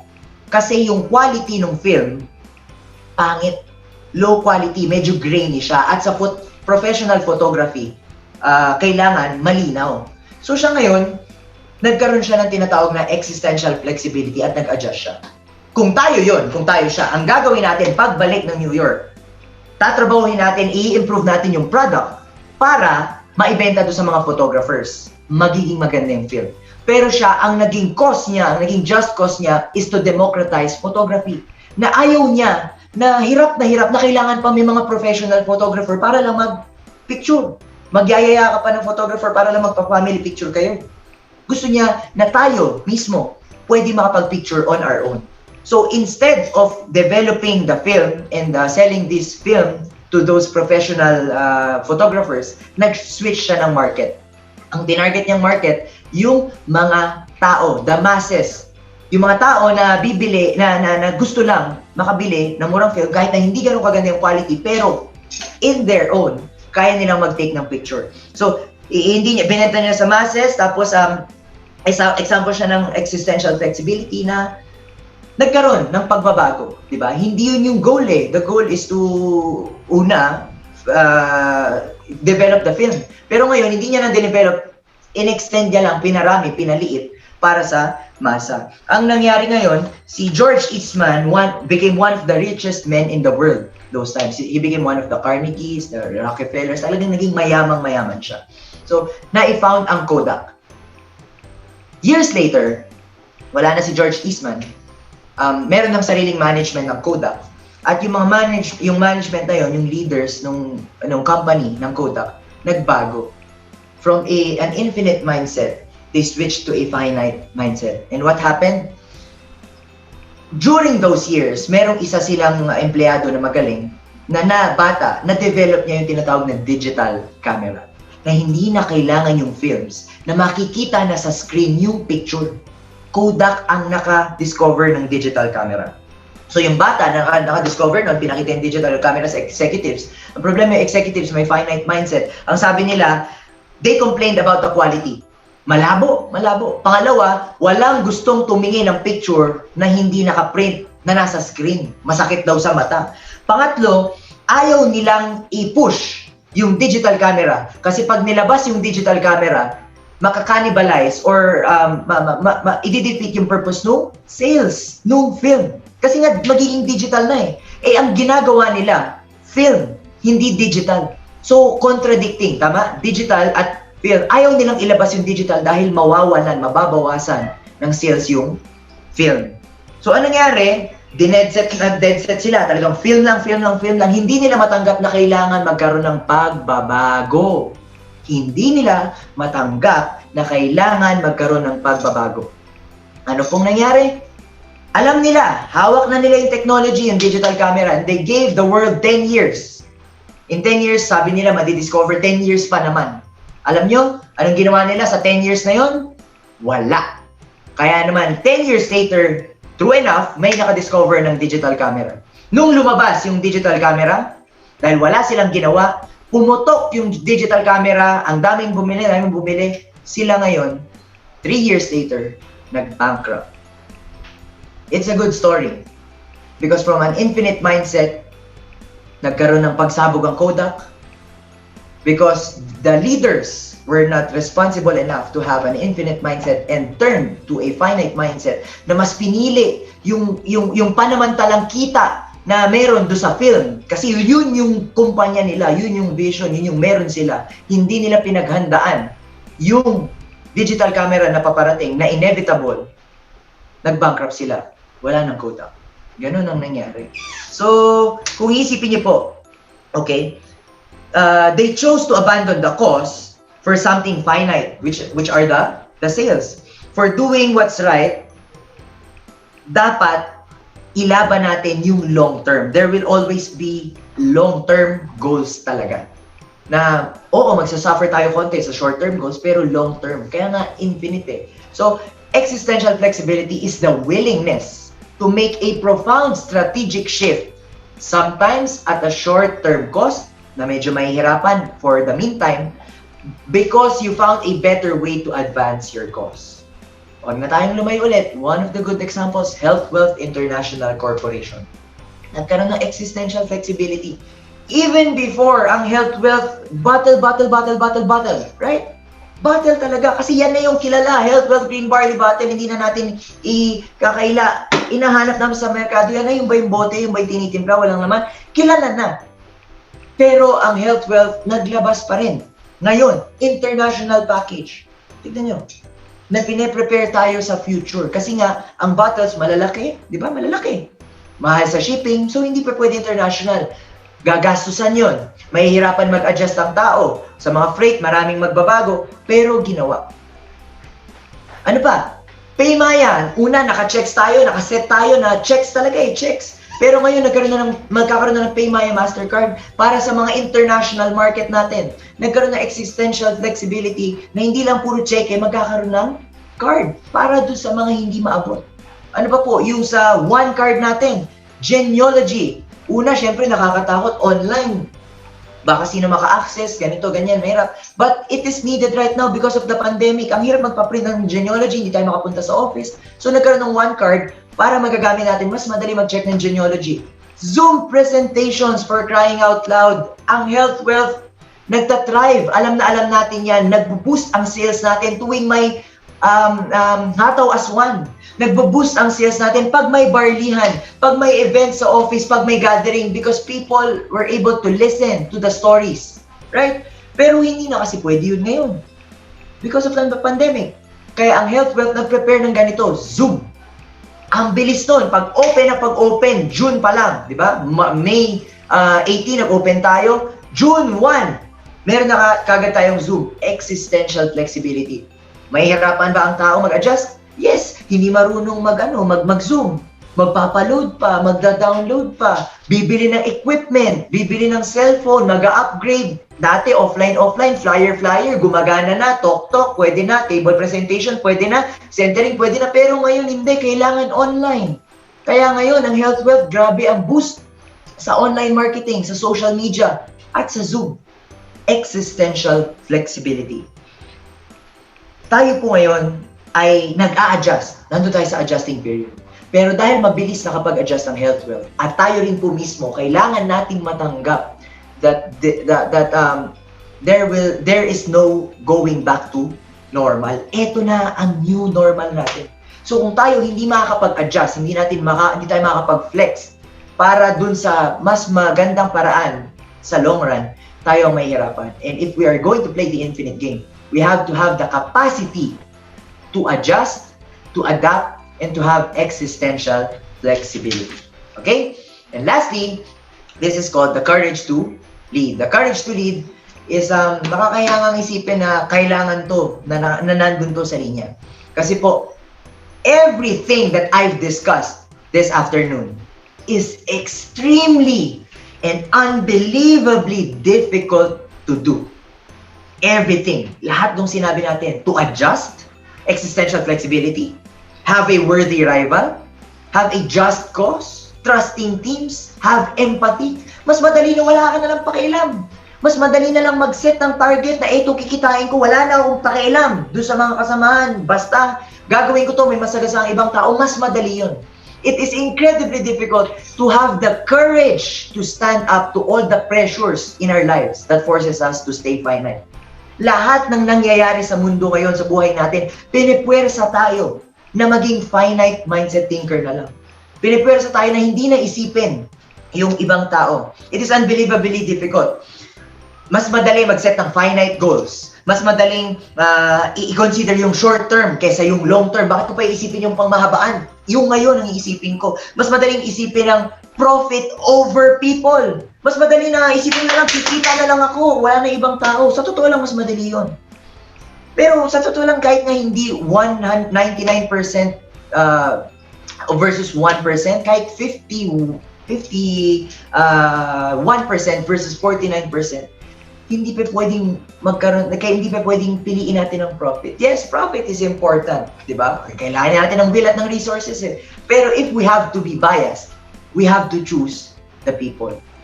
We always must choose the people. Because the people will be the ones who will stay with us, who will stand with us to produce that so-called profit. Profit over people. Now, it is easier na kumita na lang, na mandaya na lang, na sagasaan na lang yung mga kasamahan natin, na hindi na isipin yung ibang tao, yung ating sarili nilang. Mas madali yun sa totoo lang. And that is why we have to have the courage to lead our people and to face these challenges. We have to have the courage dahil mahirap po talaga. It is hard to be a leader. Sabi nga natin kanina, di ba? Leadership comes with a cost. And courage is needed to be a leader. Now, saan natin kukunin yung courage na ito? Saan? Courage is not some internal fortitude na lumalabas na lang bigla. Matapang ako, atapang atao, hindi atakbo, matapang ako, hindi ganun yun. It is not some internal fortitude, but it comes from the relationships that we form. Kaya tayo nagkakaroon ng lakas ng loob, ilaban ang ating mga pangarap, ang ating just cause. Kaya tayo nagkakaroon ng lakas ng loob na magkaroon ng tiwala, na mag-take risks because of our trusting teams. Kaya tayo nagkakaroon ng courage at ng lakas ng loob na magkaroon ng worthy rival, magkaroon ng lakas ng loob na tanggapin yung mga kahinaan natin at tanggapin na merong mas magaling sa atin, na meron tayo mga dapat pang i-improve. Kaya tayo magkakaroon ng lakas ng loob na mag-adjust from demo na table talk, harapan, towards demo na Zoom, na pag-aaralan. Ang hirap pag-aralan, lalo na yung mga hindi techie. Kaya tayo magkakaroon ng lakas ng loob na ituloy lahat ng yan. Dahil doon sa mga tao na nakapaligid sa atin. Dahil doon sa mga tao na naniniwala sa atin. Dahil doon sa mga tao na minamahal natin sa ating buhay. At dahil doon sa mga tao na gusto rin tayong magtagumpay. It is because of the relationships we form. Courage comes from the relationships we form, and we form relationships. When I say relationships, I mean strong relationships by practicing empathy. It goes full circle. Ikot lang siya. Ikot lang siya. Mula sa empathy, magkakaroon ng leaders. You play an infinite game because of the perspective. But the last requirement to play the infinite game, the courage to lead, comes from the people who believe in us, from the relationships we form. And in order to form strong relationships, we have to have empathy. We have to genuinely care, to have each other's backs, to care to the person to the left of us, and to care to the person to the right of us. We have to lead them and have empathy. So everything that we've discussed today raises an extremely important question. And what is that? What does it mean to live an infinite life? Okay? What does it mean to live an infinite life? Tanong niyo po sa sarili niyo. Clearly, our lives are finite. Tayo, di ba? Lilipas ang panahon, mawala rin tayo, di ba? But life itself is infinite. Even without us, life goes on. Patuloy ng patuloy ang buhay. We are players in an infinite game. At ito yun, yung buhay natin. Our life is an infinite game. And we were born, eventually we will die, we come, we go, we live, we pass. But the point is, the game goes on with or without us. Ang buhay po, magtutuloy-tuloy ito, nandito tayo o wala. Ang health wealth po, magtutuloy-tuloy ito, nandito tayo o wala. Ang network marketing, magtutuloy-tuloy, nandyan tayo o wala. Ang negosyo, ganun din. Friendship, ganun din. Politics, education, name it. So, like the game of business, like the game of network marketing, like the game of education, like the game of politics, like the game of life, we don't get to pick the game. Ito na yun. Once we are born, we are players. We don't get to pick an infinite game. This is it. Pag nabuhay tayo sa mundo ito, players na tayo, kailangan nating laruin. We don't get to pick the game. Kailangan natin magnegosyo, kailangan natin mag-aral, kailangan natin, di ba, sa politics, kailangan natin mabuhay. If we do the network marketing business, kailangan natin gawin. Kasi kung hindi, we will drop out. Titigil tayo, mababurn out tayo.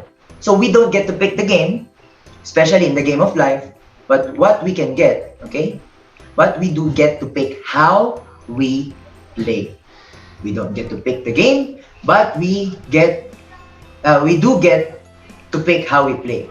Hindi man natin mapipili yung laro na ito, hindi natin mapipili yung buhay na meron tayo, pero mapipili natin kung paano natin, okay, haharapin yung buhay na ito. We get to pick how we play. So the only choice we get is how we play. We can play 2 sets of games. We can play with an infinite mindset, with a finite mindset, wherein we play to win and play for somebody else to lose. Na gusto lang natin manalo. Gusto natin matalo yung kapwa natin. We can advance our own careers at the expense of others. Na tayo lalaki, yayaman, di ba? Magpapatuloy, sisikat. Pero meron tayo mga ibang mga nasasantabing tao na nasasagasaan. Pwede rin, we can try to outdo all our friends and make more money than everybody else we know. Marami tayong kikitaing pera. Tatalunin natin lahat ng mga kaibigan natin. Pwede, yayaman tayo ng gusto. To accumulate as much power as possible na magkaroon ng kapangyarihan to the point na nag-uutos-utos ka na lang. Okay? Lahat yan. Those are finite mindset thinkings. But, kahit na gano'n ka ka-powerful, gano'n ka kayaman, gano'n ka ganda yung naging career mo, maraming beses kang nanalo, marami kang tinalo, when we pass, at the end, we leave it all behind and be forgotten. Hindi natin madadala ito sa hukay. Hindi natin madadala ito sa kabilang buhay. No? At sigurado kung ganyan tayo, hindi tayo mamimiss ng mga tao na kasama natin. Makakalimutan tayo. Kahit na gaano kalaki yung negosyo, gaano karami yung pera natin, pero makakalimutan tayo, eventually yung negosyo natin, magsasara rin. Because we're living an infinite mindset. Maabot yun, yung goals, posible. Mandadaya ka lang, maabot mo yun eh. Diba? Pero meron ka mga nasagasaang tao. At yung mga na-achieve natin, hindi natin madadala. We can play to have a finite mindset, or we can play to have an infinite mindset, wherein we give our lives a just cause and commit ourselves to being the leaders we wish we had. Na magkakaroon tayo ng meaning sa buhay natin, bakit natin ginagawa ito, bakit natin inaakay yung mga taong naniwala sa atin para i-lead sila sa isang direksyon na naniniwala tayo makakabuti para sa ibang tao. We build circles of safety and trust na meron tayong mga kasamahan na nagtitiwala sa atin, na feeling nila secured sila, na tuwing matutulog sila sa gabi, gigising sila kinabukasan ng umaga, alam nila, nandyan ka para sa kanila. To commit ourselves to a life of service and to see those around us rise. Na wala tayo ibang gagawin kung hindi magbigay ng serbisyo, learn, grow, develop ourselves so that we can provide service to those around us and see them rise as well. Na hindi lang basta-basta tayo, kasama natin sila sa pag-asenso. To make sure that those who believed in us have experiences they cannot get anywhere. Yung tipong umulan, bumagyo, gumuho man ang mundo. No? Wala silang ibang hahanapin kung hindi ang organization na kasama nila. Kasama ka at kasama ang Health Wealth International Corporation. Hindi ipagpapalit kahit anong mangyari. And then, someday, when others ask our people, these people who believe in us, how did you become so remarkable? May magtatanong kay partner Edwin Sanchez, Partner Edwin, bakit ka naging successful? Bakit ang tindi ng success mo ngayon? Partner Coraline, bakit ka naging successful? Partner Christy, okay, bakit ka yumaman ng gusto? Partner Angelica Olivar, bakit ang tindi ng buhos ng production ngayon at ang daming natulungang tao? Partner JR, bakit ang saya-saya ng pamilya mo ngayon? Bakit ang ganda-ganda ng kinabukasan? Bakit kayo naging successful? Wala silang ibang sasabihin kung hindi dahil sa mga taong nagtiwala sa kanila. Dahil kay Bro Reggie, kay Bro Diggs, kay Bro Eman, kay Sir Francis, kay Sir Mark, kay Kuya Jeff, sa marami pang iba. napakasarap po no, na pagdating ng panahon, hindi mo kailangang sabihin sa sarili mo, pero ibang tao ang magsasabi bakit ka naging successful. So, the choice to live an infinite life means that we live a legacy. Now, I had the privilege to grow up. I had the privilege to grow up and be raised by two of our health wealth pillars. And these are my mom and dad, Mr. Mel and Mrs. Cora Medel. And they taught me a lot, as in a lot. Ang dami-dami nilang naituro sa akin. Naalala ko way back a few years ago, I was a little younger and I asked my mom and my dad, we were eating breakfast. Kumakain po kami nun na almusal. At sabi ko, Dad, Mom, how do we measure someone's success? Paano ba natin ma-measure o paano ba natin ma-judge ang isang tao kung naging successful siya o hindi? Gusto ko malaman, how do we measure someone's success? Kasi gusto ko malaman dahil ako, pagdating ng panahon, gusto ko malaman paano ko ma-measure kung naging successful ba ako o hindi. That's why I was asking them when we were eating breakfast. Is it because is it the number of the properties we bought? Is it the number of cars we achieved? Is it the number of savings we have in our bank accounts? Is it the number of people we helped? I don't know. How can we become successful? How do we measure the success of one person?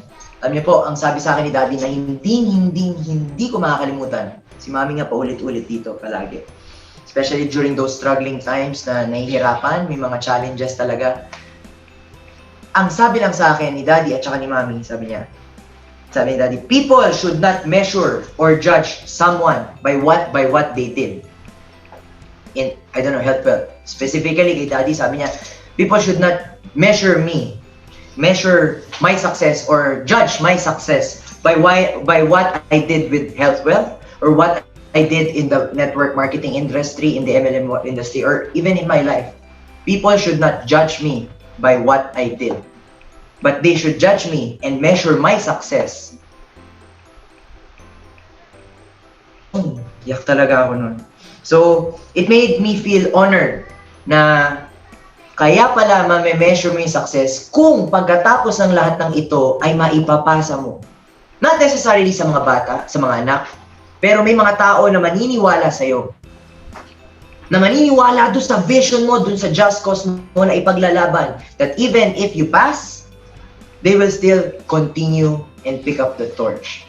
So having a legacy is to live life with the expectation that other people, the people who believed in you, your family, your friends, we don't know, but other people will carry on the torch. And all of the foundations they laid were not for profit, were not for fame, but only to pass on all their life's visions, all their life's beliefs, and all their life's principles, and to keep the torch burning. Health Wealth Zoomers, ladies and gentlemen, today we were talking about leadership. And today we're talking about a game of how we're going to play. And this is the infinite game. We can choose to live a finite mindset and eventually be forgotten, or we can choose to live with an infinite mindset and live on forever. The choice is ours. Thank you very much. Palakpakan po natin ang Health Wealth International Corp.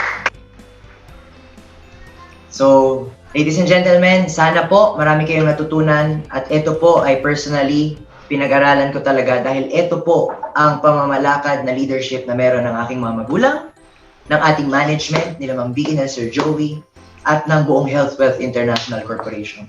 Kung ganito po ang magiging pamamalakad natin sa ating mga organization, yung mga goals na gusto nating i-achieve, darating at darating, madaling-madali. At hindi lang yon. Ang health wealth po, hindi lang pang ngayon, pang generation na ito. Nakakakilabot isipin, there are videos that's getting viral online in our community. Videos like the kids of partner Jonah Alforte, the kids of partner Maros, si Yuan D, the son of Kuya Paul D, and Ma'am Mona D, at marami pa po. These kids are even younger than us millennials. Mas bata pa po sa amin. At ang mga batang ito, hindi na nga Gen Z. Gen Alpha na. At ang mga Gen Alpha na ito, mga bata na kung saan they will live at least 50 years, 60 years. And pag napanood natin yung mga video nila, nakakataba ng puso, nakakakilabot, nakakapanindig balahibo. Yung mga bata sumisigaw, "Stand proud, health wealth! Stand proud, health wealth! Drink green barley! Green barley na kayo! Stronger together!" Ay, grabe. Kung yung mga bata po, ganun ang pag-iisip. This is because health wealth and health wealth leaders are playing an infinite game. These kids are also learning our business and learning how to play the infinite game. True enough, infinite talaga ito. Even 50, 60, 70 years from now, those kids will still shout, "Stand proud, health wealth." And their kids will do the same, and their kids, and their kids. Health wealth po, pangmatagalan tayo. Kung naririto ka ngayon, congratulations dahil secured ang kinabukasan ng pamilya mo. With that, ladies and gentlemen, maraming salamat. Once again, the choice is ours. More power and God bless. Palakpakan po natin ang Panginoon at ang Health Wealth International Corp. Salamat po.